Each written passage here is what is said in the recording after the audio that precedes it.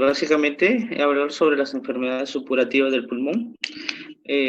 Bueno, ya hemos tocado el derrame pleural paraneumónico y el empiema en las clases pasada, o antepasada, ¿no?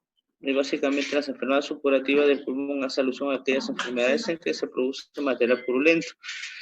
Muchas de ellas como complicación de enfermedades pulmonares previas, por lo general polimicrobianas, y una de las más frecuentes siempre es la neumonía necrotizante, el derrame pleural paraneumónico, el empiema y el absceso pulmonar. El absceso pulmonar, que es complicación o consecuencia de la neumonía necrotizante, son infecciones pulmonares cada vez menos frecuentes, ya que hay nuevas formas de cuidado, de aseo, incluso de evaluación y de diagnóstico precoz de algunas patologías que puedan ser frecuentemente eh, previas a la producción de estas entidades. Se manifiestan básicamente, se definen como lesiones cavitarias, pueden ser únicas o múltiples. El hecho de que sean únicas o múltiples básicamente nos refiere el tiempo de manejo, el modo de manejo, el pronóstico, incluso la indicación quirúrgica, como vamos a ver más adelante. Y básicamente se producen como complicaciones de las neumonías, sobre todo de tipo aspirativo. Por eso dentro de los pacientes o del factor de riesgo de aquellos que hacen absceso pulmonar o neumonías necrotizantes son similares o son los mismos a los factores de riesgo que vimos cuando hablamos de empiema pulmonar, enfermedades neurológicas, pacientes con diabetes mellitus, pacientes alcohólicos, etc. Neumonía necrotizante básicamente es aquella neumonía donde se encuentran múltiples abscesos pulmonares secundarios a una infección bacteriana. Y el absceso pulmonar básicamente es la colección de pus. Absceso es el acúmulo de pus a nivel de parénquima pulmonar secundario a una necrosis de la misma. Etiología, básicamente, las preguntas de etiología a modo de examen en estos temas son bien infrecuentes porque por lo general son polimicrobianos. Pero lo que ustedes tienen que saber es que predominantemente entre 60 al 80% pueden ser Staph aureus o Streptococcus pneumoniae o neumococo. De esto es el más frecuente, el 80% es por neumococo, ya que la mayor frecuencia de gente que se encuentra las neumonías adquiridas en la comunidad viene a ser el neumococo. También es hincapié o es base para los siguientes tipos de neumonía, ¿no? Y el Staph aureus es un 50-60%. Ahora, el Staph aureus básicamente se ve en pacientes inmunocomprometidos por lo general y el pronóstico es un poquito más desalentador que aquellos pacientes que tienen neumococo.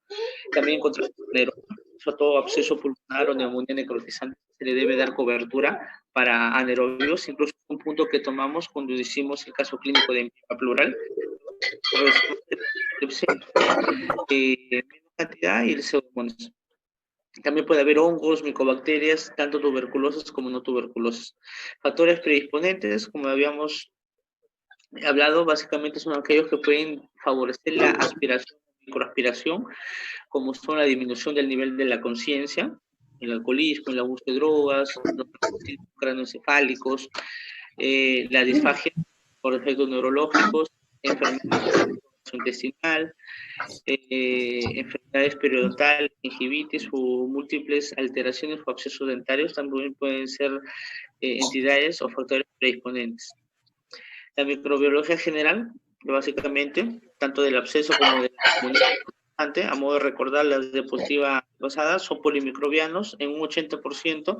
El germen que se encuentra es el Streptococcus pneumoniae o neumococo, entre un 50-60% de Staph aureus. También pueden encontrarse anaerobios, hongos, incluso micobacterias tuberculosas y no tuberculosas. ¿Aló? Amiga, dime. Chicos, si por favor pueden apagar su audio, porque se escuchan conversaciones creo que de familiares. Gracias. Respecto a la fisiopatología, estas entidades siempre van a empezar con un proceso inflamatorio e infeccioso a nivel parenquimal, llámese neumonía. Daño parenquimal, va a ocasionar microtrombosis, estenosis vascular, va a haber alteración de la vasculatura a nivel del pulmón y del parénquima pulmonar, va a haber necrosis por licuefacción. Esta necrosis es el punto principal o es lo que diferencia que una neumonía sea simplemente una neumonía o una neumonía se convierte en necrotizante o incluso absceso pulmonar. Las manifestaciones clínicas básicamente son bien comunes al resto de patologías que hemos visto anteriormente. Cuadros respiratorios, por lo general, el tiempo de instalación de una neumonía necrotizante o de un absceso pulmonar es muy similar al de un empiema, es decir, un tiempo de enfermedad subagudo, 2 a 4 semanas, todos con expectoración. La expectoración tiene características, generalmente es mucopurulenta y es bastante cantidad. Es lo primero que le van a decir a los pacientes y ustedes tienen que tener el dato eh, de que por lo general el esputo o la expectoración es maloliente. Paciente que viene con expectoración mucopurulenta, maloliente, por lo general es indicativo de un absceso pulmonar o una neumonía necrotizante. Fiebre, por lo general todos los pacientes con absceso hacen fiebre y las fiebres son fiebres altas, no son febrículas, son fiebres altas que ceden parcialmente al tratamiento analgésico antipirético, a dinamia, anorexia, porque es un proceso general de infección e inflamación general del cuerpo, pérdida de peso, hiporexia, sudoración nocturna, disnea, incluso a veces puede haber hemoptisis cuando las lesiones son seculares o cuando ya es a partir del segundo o tercer episodio de neumonía necrotizante o absceso pulmonar y puede condicionar todo esto insuficiencia respiratoria. El diagnóstico básicamente, como podemos ver, son cavitaciones únicas o múltiples que confluyen con total disrupción del parénquima pulmonar, como se pueden ver acá. Dentro de esas cavitaciones incluso uno puede ver niveles hidroaéreos, pueden estar complicadas con derrame, con atelectasias, con neumotórax inclusive, con hidroneumotórax. Es muy frecuente encontrar varias lesiones, como por ejemplo acá en esta tomografía, donde vemos básicamente una destrucción de todo el lóbulo superior derecho, con múltiples lesiones cavitadas, algunas zonas de enfisema, algunas zonas de pérdida total del parénquima pulmonar. Respecto a los exámenes de laboratorio, es básico e importante pedir a todos los pacientes hemocultivo, sobre todo aquellos pacientes con enfermedades infecciosas como esta. Los cultivos de esputo siempre son importantes, tanto para gérmenes comunes y hongos, a pesar que uno desde el inicio da la terapia acorde, la microbiología que les acabo de mencionar, pero siempre es importante tener esos datos y pedir otros exámenes, por ejemplo, los papanicolados, otros, porque a veces dentro de esas lesiones puede estar escondido otro tipo de lesión maligna, ¿no?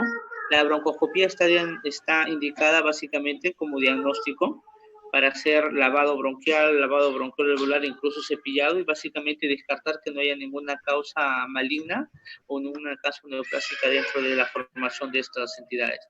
Diagnóstico diferencial, básicamente son 4 los principales: el infarto pulmonar, los tumores o las neoplasias de pulmón, vasculitis y embolias sépticas. Son bastante importantes. El tratamiento cambia. Según la última guía de ITSA del año pasado, básicamente recomiendan no usar medicinas o medicamentos para anaerobios de manera rutinaria. Ustedes saben que los medios de cultivo para los gérmenes anaerobios son muy largos, demora muchísimo. Uno sospecha, por el antecedente de exposición, por el antecedente de hospitalizaciones previas o por fallas o mejoría en el tratamiento.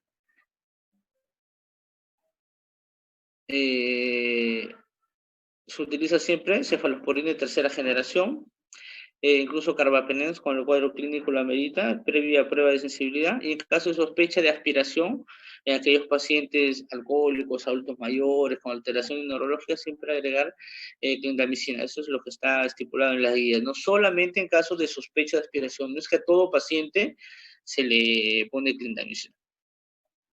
Cuando sospechamos del MARSA, ahí sí agregamos vancomicina, previamente toma de hemocultivos de ambos brazos, a la misma hora, como mandan las guías, ¿no? Por el mismo personal, la misma cantidad, etc. O linezolid cuando el cuadro clínico es muy relevante o cuando el paciente ya ha tenido antecedentes de enfermedad previa por MARSA. Consideraciones del tratamiento, básicamente, mínimo el tratamiento para un absceso pulmonar o una neumonía necrotizante es de 4 a 6 semanas. Algunas guías dicen 3, 4, pero básicamente de 4 a 6 semanas. Ahora, algunas guías respaldan que todas las 4 o 6 semanas debe ser tratamiento endovenoso. Otras dicen que se puede empezar con endovenoso y según evolución del paciente puede completarse con vía oral. Se puede plantear, como vemos, vía oral siempre y cuando haya una respuesta adecuada al tratamiento y valorar. No a las 72 horas, se valora a las 72 horas, pero mínimo hay que darle de 1 a 2 semanas de tratamiento endovenoso. No puede dar un absceso pulmonar 1 o 2 días de tratamiento endovenoso y el resto de pulmón. ¿Por qué? Porque recuerden que las lesiones son extensas, son cavitadas y tenemos que procurar con el manejo antibiótico que esas cavitaciones cierren, porque si esas cavitaciones en el parénquima no cierran, la enfermedad continúa. Si no existe una respuesta adecuada, vamos a considerar tratamiento procedimental o quirúrgico, como son drenajes percutáneos, drenajes endoscópicos, incluso a veces lobectomía o neumonectomías, cuando ya la lesión es muy extensa. Respecto al derrame pleural para neumónico y empiema, lo vamos a evaluar. ¿Hasta ahí alguna pregunta? Porque empiema vamos a verlo en otras diapositivas que están mejor explicadas. Doctor, buenos días, buenas tardes. Una consulta. Hola. A todos estos pacientes, ¿los meten a UCI o los tratan así? O sea, si es que adquieren esto dentro del hospital. Cuando el paciente adquiere, es bastante común tener en los servicios de neumología pacientes con neumonía necrotizante o empiema. Los criterios de ingreso a UCI no están acorde al diagnóstico de enfermedad, sino acorde al cuadro clínico del paciente. Los pacientes con esto o con cualquier otra enfermedad pulmonar que tenga insuficiencia respiratoria, que tenga alteración en el estado hemodinámico, ventilatorio, cumple indicaciones para entrar a UCI. Ahora, por lo general, estos tipos de pacientes se procura tenerlos en aislamiento invertido. ¿Qué es aislamiento invertido? O tenerlos solos en una habitación o que compartan habitación con otro paciente que tengan el mismo diagnóstico. ¿Por qué? Porque como son gérmenes múltiples, a veces, y nosotros en la parte de neumología, nuestros pacientes respiratorios por lo general son pacientes inmunosuprimidos, ya sea por la terapia o por la misma enfermedad, siempre se evita el contacto, ¿no? ¿Por qué? Porque a veces hay muchos abscesos que tienen acinetobacter o tienen pseudomonas, y esos son bastante infecciosos, pero de ahí a que todos los pacientes con absceso pulmonar o neumonía necrotizante tengan que entrar a UCI, no, es acorde de evaluación. Y doctor, ¿a todos estos pacientes los tratan igual? Por ejemplo, si tengo un paciente con leucemia, ¿le voy a dar el mismo fármaco? ¿Le doy el mismo tratamiento? Claro, hay consideraciones. Todos los tratamientos que se dan en todas las enfermedades tienen, tienen consideraciones acorde, uno, cuadro clínico, antecedentes, etcétera. Pero todos los pacientes, el tratamiento antibiótico siempre va de 4 a 6 semanas. Por lo general, si es un paciente inmunosuprimido, la idea o la indicación de completar o terminar el tratamiento con vía oral, por lo general no está indicado. Cuando el paciente presenta una inmunosupresión documentada, por ejemplo, un cáncer, VIH, etcétera, por lo general, las 4 o 6 semanas es de tratamiento endovenoso. Ahora, si el paciente, por ejemplo, tiene falla hepática, tiene cirrosis, falla renal, todas las medicaciones se va adecuando a la función renal, función hepática, a los daños hematológicos que puede haber causado, como tú dices, la leucemia, etcétera, pero el tratamiento es el mismo.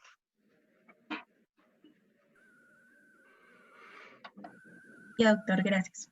William, levantaste la mano.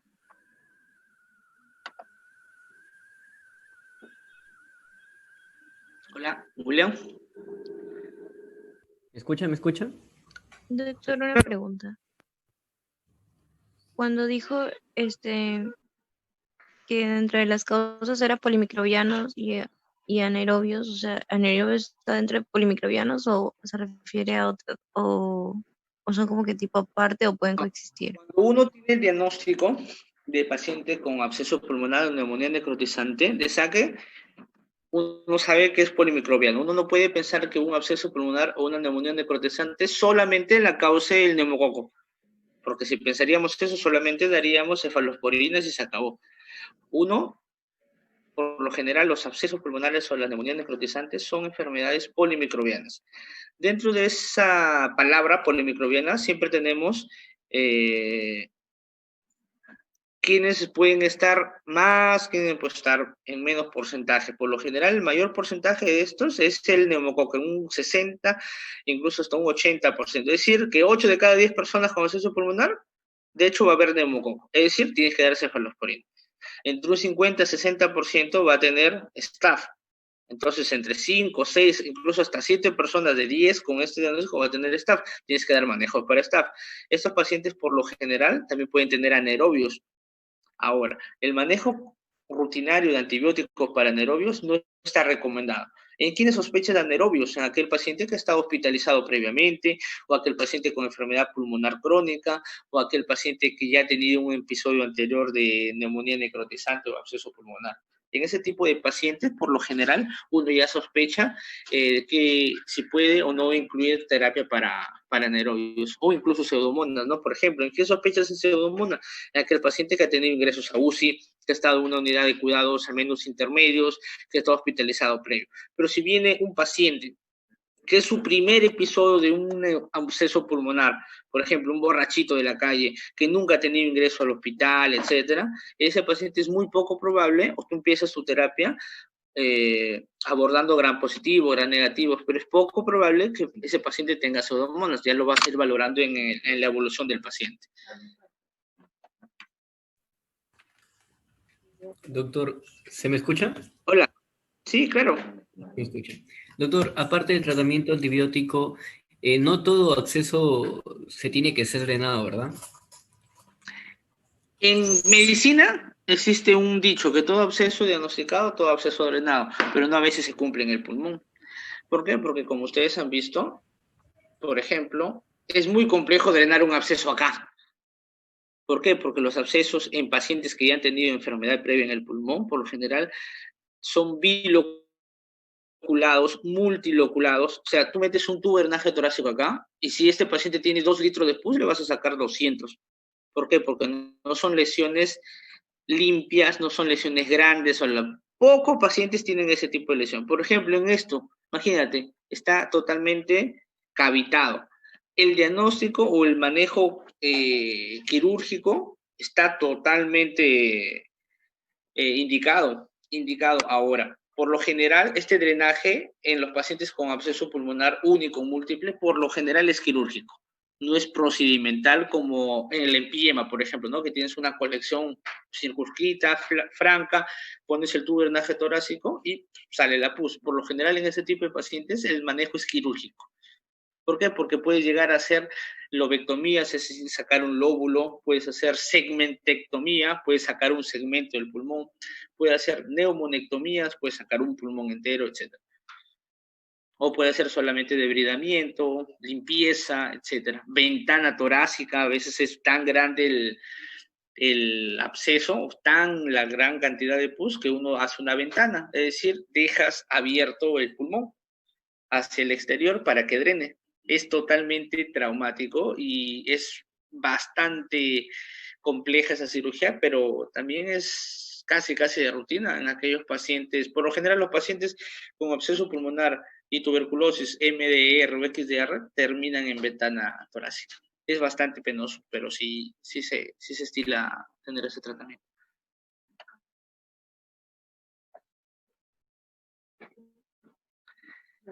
Listo, chicos. A ver, vamos a ver el tema de empiema, que es bastante también importante.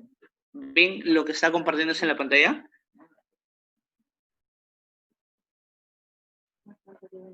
No, doctor, se han quedado en las diapositivas anteriores. Ya, entiendo. ¿Ahí? No, doctor. Ahí sí. ¿Ahí sí? Empiema, perfecto. Sí, ¿verdad?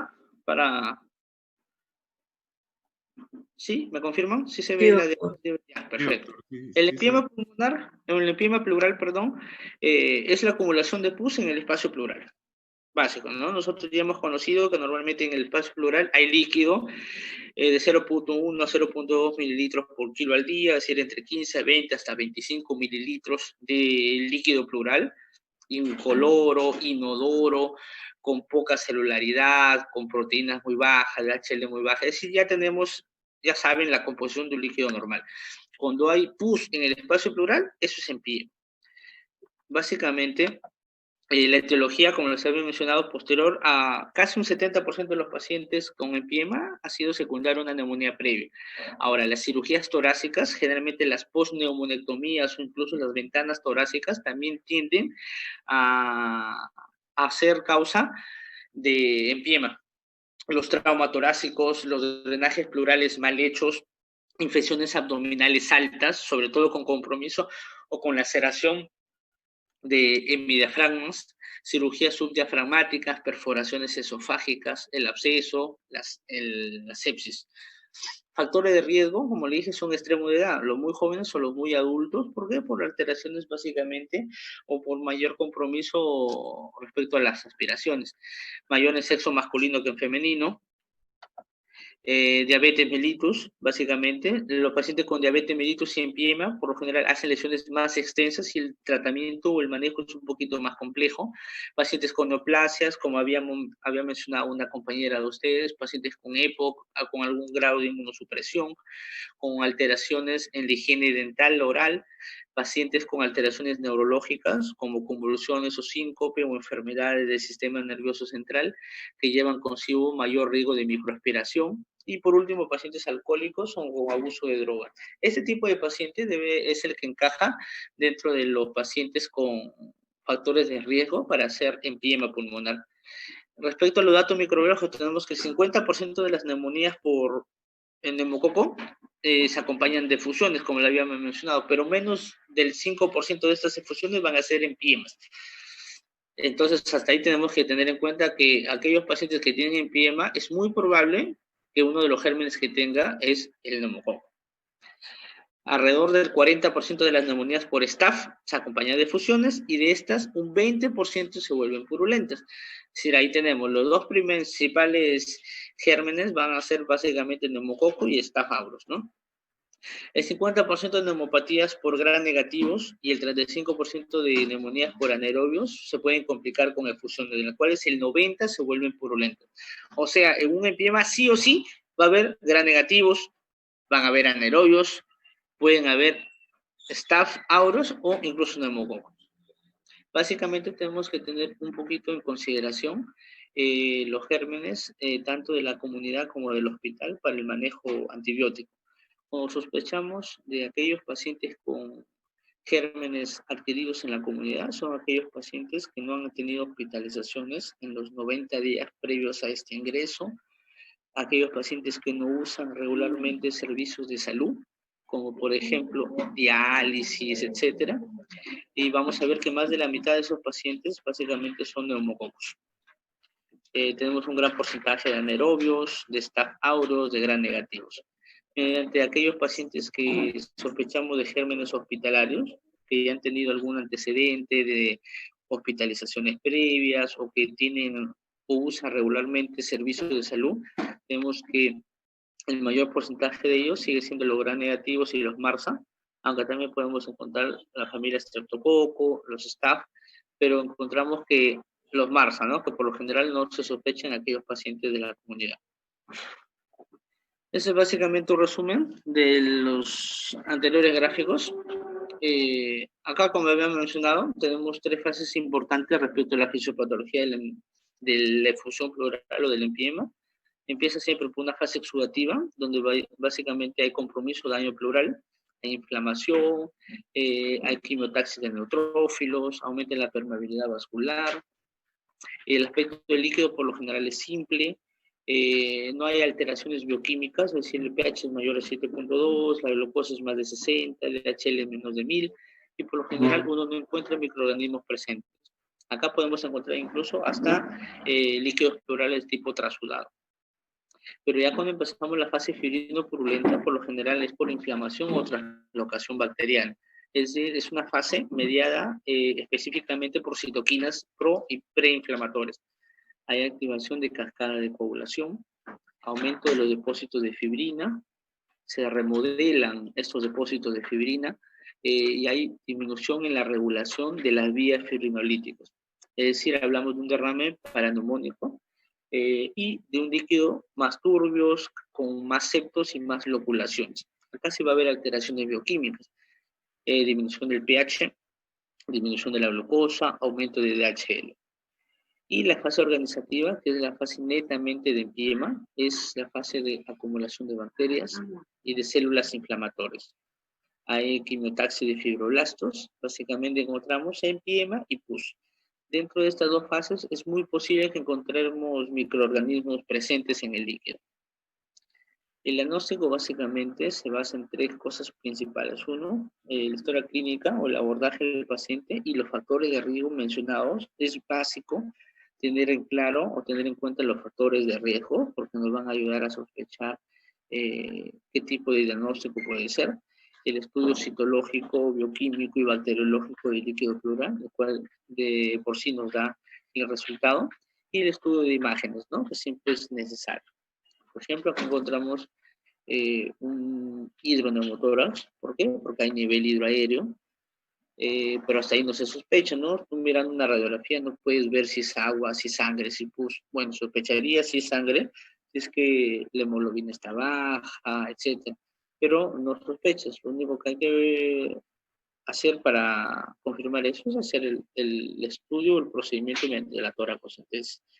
Siempre les he dicho que la ecografía torácica brinda mucha mayor sensibilidad y especificidad al momento del diagnóstico de líquido en el pulmón. ¿Por qué? Porque se va a configurar de manera de líquido anecoico.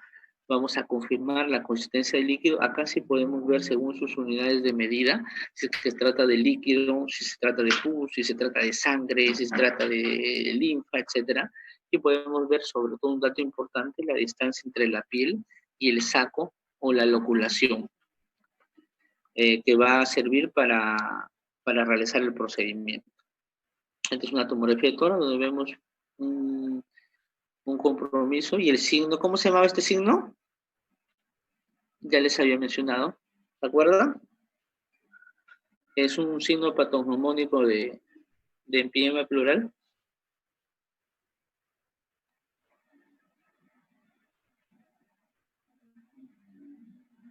¿Nadie se acuerda?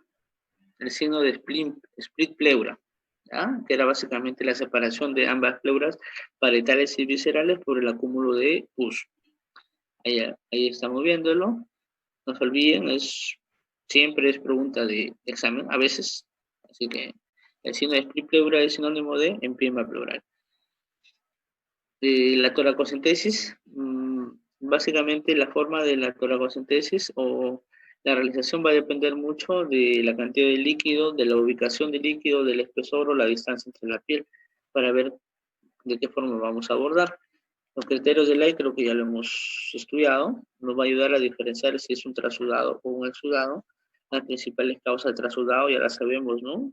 Falla cardíaca derecha, falla hepática, pacientes en hemodiálisis, etc. Y exudado básicamente infecciones y cáncer. Infecciones en la cabeza, tuberculosis pleural. Hay que diferenciar el líquido cuando es macroscópico. Ahí vemos a la macroscopía que es un líquido purulento. O sea, si ustedes hacen una toracocentesis y ven esto, no necesitan más. El diagnóstico es empiema pleural. Si ustedes ven pus, es empiema pleural. Ahora, tú definitivamente tienes que evaluar este líquido. ¿Por qué? Porque si tenemos algunas relaciones como son el pH, etcétera. Por ejemplo, si tenemos un líquido que tenemos la tensión gram positivo y el cultivo positivo, toracostomía y tubo. Si tenemos un líquido con un pH menor de 7.2, toracostomía. Es decir, si tenemos un líquido con un pH menor de 7.2, con menos de 40 de glucosa o más de 100.000 de DHL, es un pulmón que tiene que ir a cirugía. Por eso es importante esas tres puntos de referencia respecto al estudio bioquímico. Son indicaciones quirúrgicas. Hay exámenes auxiliares que se piden al paciente de rutina. La mortalidad siempre está asociada a la edad del paciente, a los antecedentes, a la evolución clínica del paciente y algún daño o compromiso de algunos otros órganos. Doctor. ¿Sí? Aparece que queda un minuto, creo, de la reunión. ¿Salimos y volvemos a entrar, en todo caso? Ya. Ok, doctor.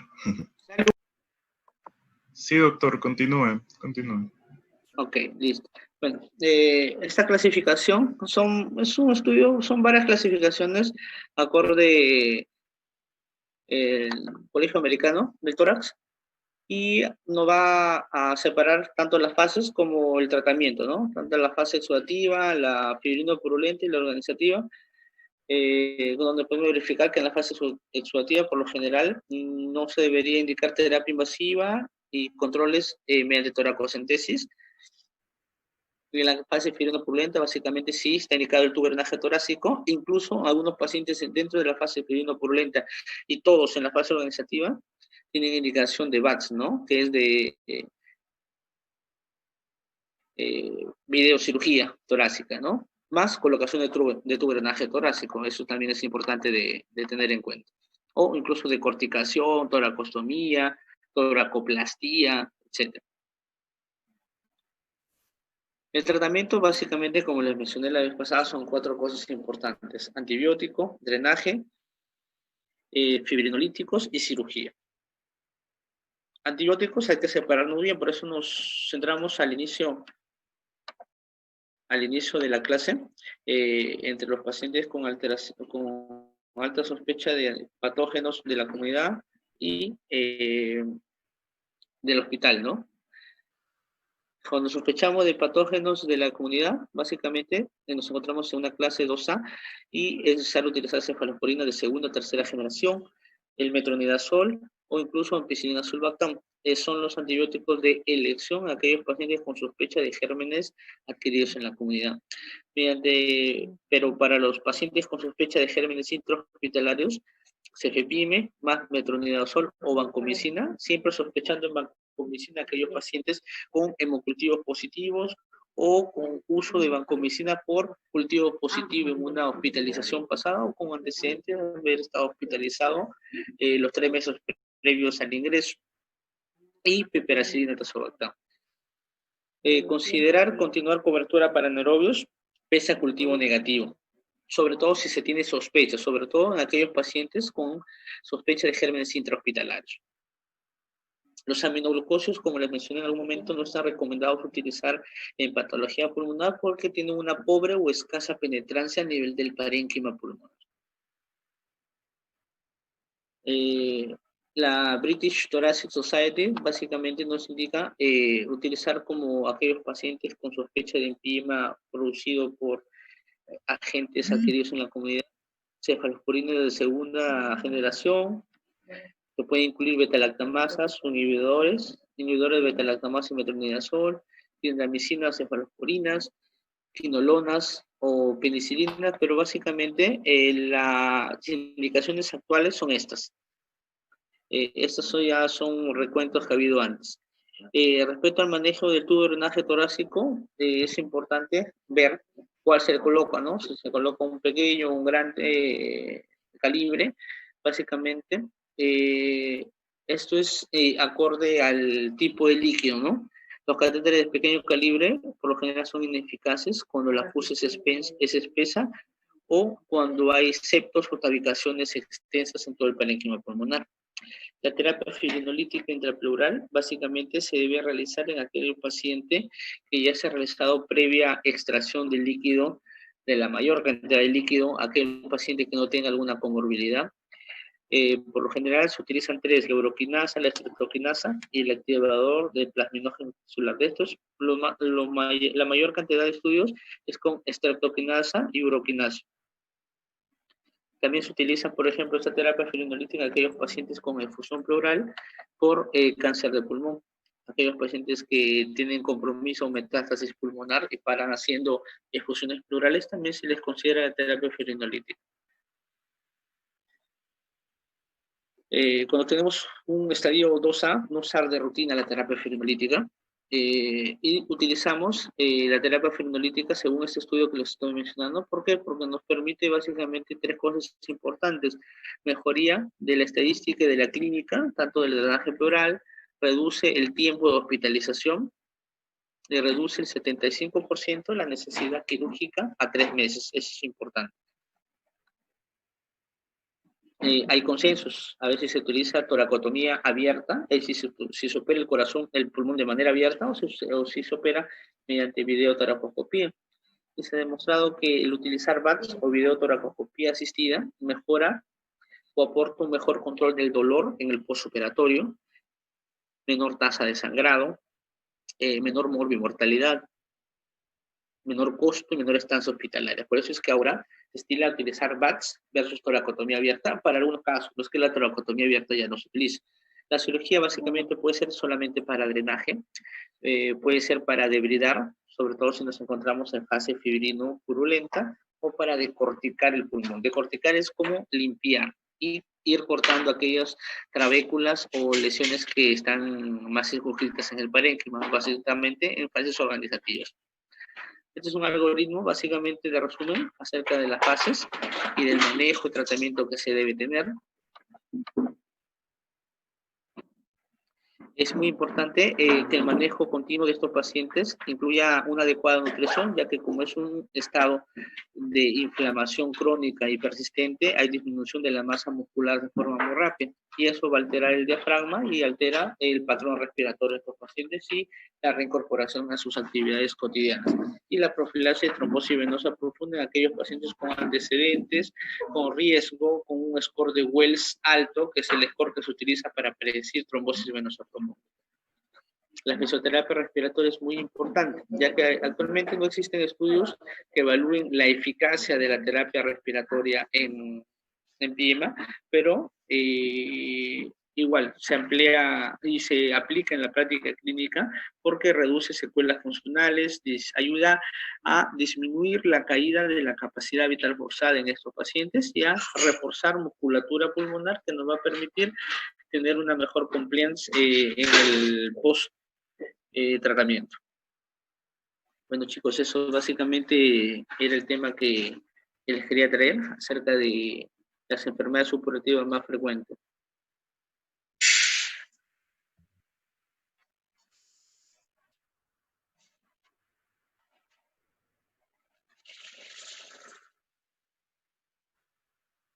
¿Hay alguna pregunta? Doctor, una pregunta. Entonces, no me quedó muy claro hace rato cuando dijo, en las enfermedades supurativas, primero se empieza el tratamiento antibiótico o... Claro que sí. Primero es el tratamiento antibiótico. Siempre se empieza el tratamiento antibiótico. Aquel paciente que no mejora, el tratamiento ya quirúrgico. el tratamiento quirúrgico. Dentro del tratamiento quirúrgico tú puedes tener varias opciones, como les había puesto acá. Uno, primero, evaluar si este paciente le va a convenir más hacer VATS o toracotomía abierta. Otro, valorar si es que durante la cirugía tú vas a solamente drenar, es para debridar o es para decorticar. Y valorar según la clase funcional, según la fase en la que esté. Mientras se va haciendo la cirugía en el postoperatorio, todo, el tratamiento antibiótico continúa. Nunca se corta. No es que ya lo opero y a este paciente ya no le doy antibiótico.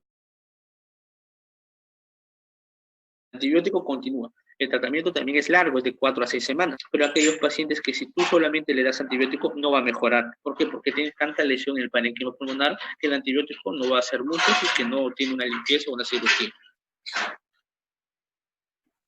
Y entonces la cirugía es cuando no está mejorando después del tratamiento antibiótico. Exactamente. Ahí tiene, justamente ahí, no les he explicado muy bien esto porque es básicamente para que lo lean, pero acá tenemos las clasificaciones que están en los gráficos de acá, y la verdad no es necesario que ustedes lo aprendan de memoria, simplemente que ustedes sepan que aquellos pacientes, por ejemplo, que están dentro de estas clasificaciones, ya necesitan cirugía.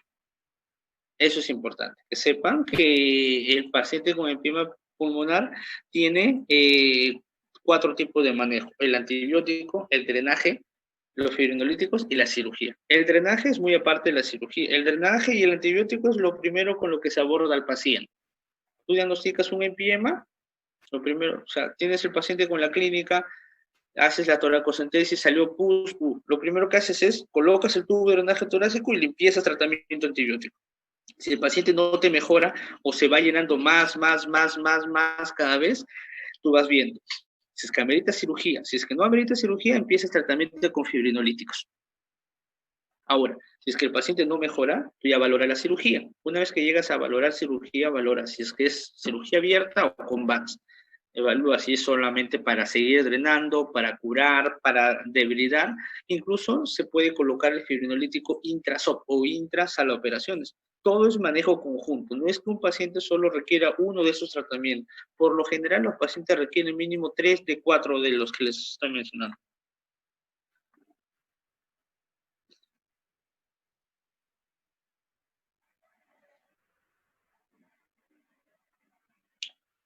Bien, chicos.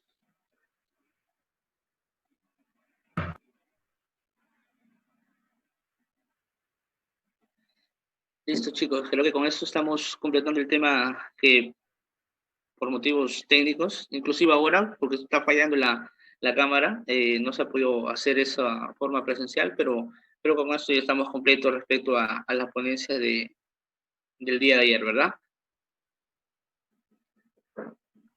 Sí, doctor. Listo, chicos. Les pediría de favor que